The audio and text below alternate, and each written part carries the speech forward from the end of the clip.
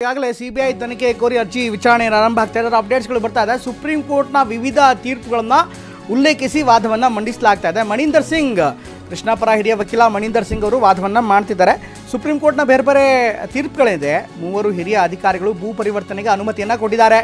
ಈ ಮಾತನ್ನು ಹೇಳ್ತಾ ಇರುವಂಥದ್ದು ಮಣೀಂದರ್ ಸಿಂಗ್ ಕಾನೂನು ಬಾಹಿರವಾಗಿ ಭೂ ಪರಿವರ್ತನೆಯನ್ನು ಮಾಡಿದ್ದಾರೆ.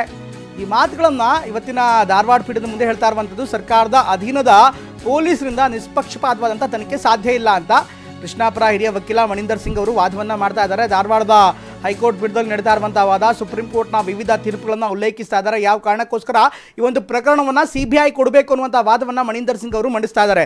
ಮೊದಲನೇದಾಗಿ ಇಲ್ಲಿ ಅಧಿಕಾರಿಗಳ ದುರ್ಬಳಕೆ ಆಗಿದೆ, ಅಧಿಕಾರದ ದುರ್ಬಳಕೆ ಆಗಿದೆ. ಈ ಒಂದು ಪ್ರಕರಣದಲ್ಲಿ ಈಗಾಗಲೇ ಭೂ ಸ್ವಾಧೀನವನ್ನು ಏನು ಮಾಡಿದ್ದಾರೆ, ಅಸ್ತಿತ್ವದಲ್ಲೇ ಇಲ್ಲದಂಥ ಒಂದು ಜಮೀನಿಗೆ ಭೂ ಪರಿವರ್ತನೆಯನ್ನು ಮಾಡಿದ್ದಾರೆ. ಕಾನೂನು ಬಾಹಿರವಾಗಿ ಭೂ ಪರಿವರ್ತನೆ ಮಾಡಿದ್ದಾರೆ. ಈಗಾಗಲೇ ಮುಖ್ಯಮಂತ್ರಿ ಪ್ರಕರಣ ಹೊಸ ತಿರುವನ್ನು ಪಡ್ಕೊಳ್ತಾ ಇದೆ. ಒಂದು ಕಡೆಗೆ ಮೂಡಾ ಕೇಸನ್ನು ಸಿಬಿಐ ತನಿಖೆ ಕೋರಬೇಕು ಅಂತ ಏನು ಅರ್ಜಿ ಸಲ್ಲಿಸಲಾಗಿದೆ, ಅದಕ್ಕೆ ಸಂಬಂಧಪಟ್ಟಂತೆ ಅಪ್ಡೇಟ್ ಕೂಡ ಬರ್ತಾ ಇದೆ. ಲೋಕಾಯುಕ್ತ ಪೊಲೀಸರಿಂದ ನ್ಯಾಯಸಮ್ಮತವಾದಂಥ ತನಿಖೆ ಮಾಡೋದಕ್ಕೆ ಸಾಧ್ಯವಿಲ್ಲ ಅನ್ನುವಂಥ ಮಾತನ್ನೀಗ ಮಣೀಂದರ್ ಸಿಂಗ್ ಅವರು ಹೇಳ್ತಾ ಇದ್ದಾರೆ. ಎಲ್ಲವನ್ನೂ ಕಾರ್ಪೆಟ್ ಕೆಳಗೆ ಹಾಕೋ ಪ್ರಯತ್ನವನ್ನು ಮಾಡ್ತಾ ಇದ್ದಾರೆ.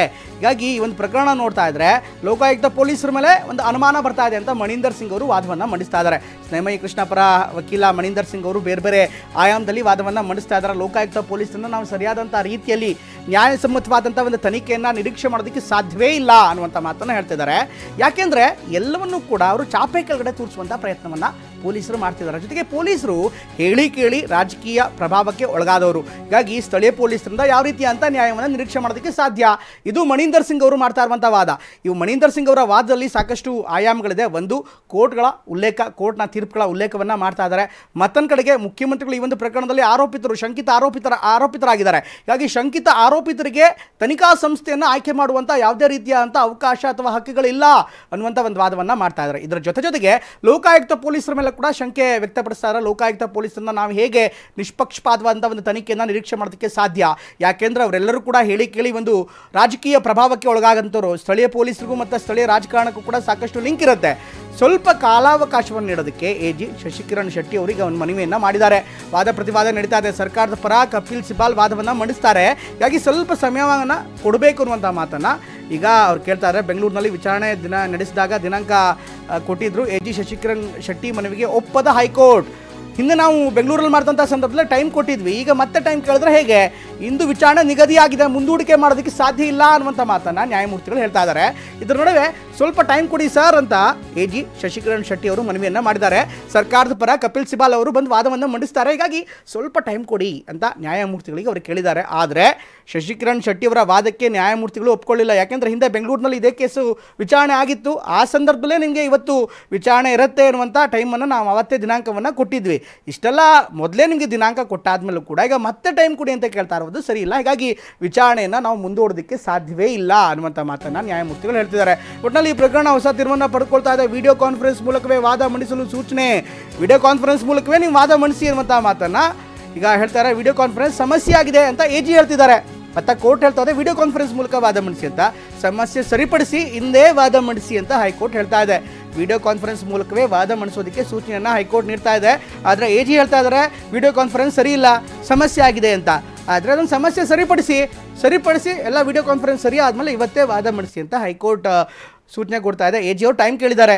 ಒಂದು ಕಡೆಗೆ ಮಣೀಂದರ್ ಸಿಂಗ್ ಅವರು ಇದನ್ನು ಸಿಬಿಐ ತನಿಖೆ ಕೊಡಬೇಕು, ಯಾವ್ಯಾವ ಕಾರಣಕ್ಕೋಸ್ಕರ ಕೊಡಬೇಕು, ಏನೆಲ್ಲ ತೀರ್ಪುಗಳು ಹಿಂದೆ ಬಂದಿದೆ ಅದನ್ನು ಆಧರಿಸಿ ಇದನ್ನು ಸ್ವತಂತ್ರ ತನಿಖಾ ಸಂಸ್ಥೆಯಿಂದ ತನಿಖೆ ಆಗಬೇಕು ಅಂತ ಹೇಳ್ತಿದ್ದಾರೆ. ಇನ್ನೊಂದು ಕಡೆಗೆ ಎಜಿ ಶಶಿಕಿರಣ್ ಶೆಟ್ಟಿ ಅವರು ವಾದವನ್ನು ಮಂಡಿಸ್ತಾ ಸ್ವಲ್ಪ ಟೈಮ್ ಕೊಡಿ ಸರ್, ಯಾಕೆಂದರೆ ಈ ಒಂದು ಪ್ರಕರಣದಲ್ಲಿ ಕಪಿಲ್ ಸಿಬಾಲ್ ಅವರು ಬರ್ತಾ ಇದ್ದಾರೆ, ಅವರು ಬಂದು ವಾದವನ್ನು ಮಂಡಿಸ್ತಾರೆ, ಹಾಗೆ ನಮಗೆ ಟೈಮ್ ಬೇಕು, ಸ್ವಲ್ಪ ವಿಚಾರಣೆಯನ್ನು ಮುಂದೂಡಿ ಎನ್ನುವಂಥ ಅಪೀಲನ್ನು ಮಾಡ್ತಾರೆ. ಆದರೆ ಹೈಕೋರ್ಟ್ ಮಾತ್ರ ಇದಕ್ಕೆ ಒಪ್ಕೊಳ್ಳಲ್ಲ. ಯಾಕೆಂದರೆ ಹಿಂದೆ ಬೆಂಗಳೂರಿನಲ್ಲಿ ವಿಚಾರಣೆ ಮಾಡಿದಂಥ ಸಂದರ್ಭದಲ್ಲಿ ಆಗಲೇ ಇಂಥ ಒಂದು ದಿನಾಂಕವನ್ನು, ಇಂಥ ಒಂದು ಸಮಯವನ್ನು ನಿಮಗೆ ನೀಡಿದ್ವಿ.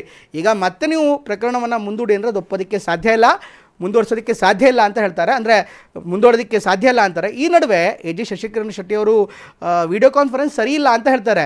ಕೋರ್ಟ್ ಹೇಳುತ್ತೆ ವಿಡಿಯೋ ಕಾನ್ಫರೆನ್ಸ್ ಮೂಲಕವೇ ವಾದ ಮಂಡಿಸಿ ಅಂತ. ಆಗ ಎಜಿ ಶಶಿಕಿರಣ್ ಶೆಟ್ಟಿ ಅವರು ಹೇಳ್ತಾರೆ ವಿಡಿಯೋ ಕಾನ್ಫರೆನ್ಸ್ ಸರಿಯಾಗಿ ಬರ್ತಾ ಇಲ್ಲ, ಸ್ವಲ್ಪ ಸಮಸ್ಯೆ ಆಗಿದೆ ಅಂತ. ಸಮಸ್ಯೆ ಆಗಿದ್ದರೆ ಪ್ರಾಬ್ಲಮ್ ಸರಿಪಡಿಸಿ, ಪ್ರಾಬ್ಲಮ್ ಸರಿಯಾದ್ಮೇಲೆ ವಿಡಿಯೋ ಕಾನ್ಫರೆನ್ಸ್ ಜಾಯ್ನ್ ಆಗುವಂತೆ ಅದರ ಮೂಲಕವೇ ವಾದ ಮಂಡಿಸಿ ಪರವಾಗಿಲ್ಲ ಅನ್ನುವಂಥ ಮಾತನ್ನ ಈಗ ಹೈಕೋರ್ಟ್ ಹೇಳಿದೆ. ಒಟ್ಟಿನಲ್ಲಿ ಈ ಒಂದು ಪ್ರಕರಣವನ್ನು ಮುಂದೂಡೋದಕ್ಕೆ ಎ ಜಿ ಶಶಿಕರಣ್ ಶೆಟ್ಟಿ ಅವರು ಅಪೀಲನ್ನು ಮಾಡ್ತಾರೆ. ಆದರೆ ಎ ಜಿ ಶಶಿಕರಣ್ ಶೆಟ್ಟಿ ಅವರ ಅಪೀಲನ್ನು ಹೈಕೋರ್ಟ್ ಒಪ್ಕೊಳ್ಳಲ್ಲ. ಯಾವುದೇ ಕಾರಣಕ್ಕೂ ಇವತ್ತು ವಿಚಾರಣೆಯನ್ನು ಮುಂದೂಡೋದಕ್ಕೆ ಸಾಧ್ಯ ಇಲ್ಲ ಅನ್ನುವಂಥ ಮಾತನ್ನು ಹೇಳ್ತಾರೆ. ವಿಡಿಯೋ ಕಾನ್ಫರೆನ್ಸ್ ಮೂಲಕವೇ ನೀವು ಬೇಕಾದರೆ ವಾದ ಮಂಡಿಸಿ ಪರವಾಗಿಲ್ಲ ಅಂತ. ಎ ಜಿ ಅವರು ಹೇಳೋದೇನು, ಸರ್ಕಾರದ ಪರವಾಗಿ ಕಪಿಲ್ ಸಿಬಾಲ್ ಅವರು ಬರ್ತಾರೆ, ಕಪಿಲ್ ಸಿಬಾಲ್ ಅವರು ಬಂದು ವಾದವನ್ನು ಮಂಡಿಸ್ತಾರೆ, ಹೀಗಾಗಿ ಸಮಯ ಬೇಕು, ದಯವಿಟ್ಟು ಒಂದು ಪ್ರಕರಣವನ್ನು ಮುಂದೂಡಿ ಅಂತ ಹೇಳ್ತಾರೆ. ಆದರೆ ಹೈಕೋರ್ಟ್ ಮಾತ್ರ ಎ ಜಿ ಅವರ ಅಪೀಲನ್ನು, ಅವರ ಮನವಿಯನ್ನು ತಿರಸ್ಕಾರ ಮಾಡಿದೆ. ಯಾವುದೇ ಕಾರಣಕ್ಕೂ ಕೂಡ ವಿಚಾರಣೆಯನ್ನು ಮುಂದೂಡೋದಕ್ಕೆ ಸಾಧ್ಯವೇ ಇಲ್ಲ, ನೀವು ಬೇಕಾದರೆ ವಿಡಿಯೋ ಕಾನ್ಫರೆನ್ಸ್ ಮೂಲಕವೇ ವಾದವನ್ನು ಮಂಡಿಸಿ ಪರವಾಗಿಲ್ಲ, ನಾವು ಕೇಳ್ತೀವಿ ಅನ್ನುವಂಥ ಮಾತನ್ನು ಹೈಕೋರ್ಟ್ ಹೇಳ್ತಾ ಇದೆ. ಆದರೆ ಅದಕ್ಕೆ ಎ ಜಿ ಶಶಿಕರಣ್ ಶೆಟ್ಟಿ ಅವರು ನಾವು ವಿಡಿಯೋ ಕಾನ್ಫರೆನ್ಸ್ ಮೂಲಕ ವಾದ ಮಂಡಿಸೋದಕ್ಕೆ ರೆಡಿ ಇದ್ದೀವಿ, ಸಮಸ್ಯೆ ಏನಿಲ್ಲ, ಆದರೆ ವಿಡಿಯೋ ಕಾನ್ಫರೆನ್ಸೇ ಪ್ರಾಬ್ಲಮ್ ಆಗ್ಬಿಡಿದೆ, ಅದೇ ಸಮಸ್ಯೆ ಆಗಿಬಿಡಿದೆ, ಹೀಗಾಗಿ ಸ್ವಲ್ಪ ಕಷ್ಟ ಸಾಧ್ಯ ಅನ್ನುವಂಥ ಮಾತನ್ನು ಅವ್ರು ಹೇಳ್ತಾರೆ.